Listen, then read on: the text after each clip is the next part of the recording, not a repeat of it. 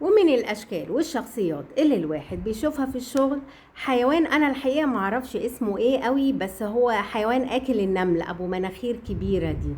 وده في الحقيقه في الشغل يعني هو الشخصيه الصفراء. عارفين الشخصيه الصفراويه كده، الصفرة كده اللي حشره مناخيرها في كل حاجه، هو ده.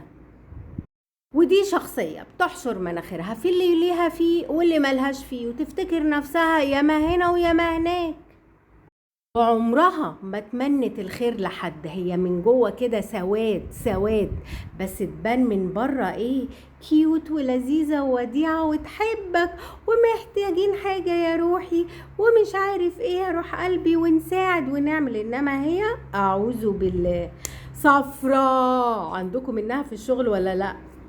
مرت عليا كتير وبتمر لسه عليا، وربنا يعافينا منها. وشكرا.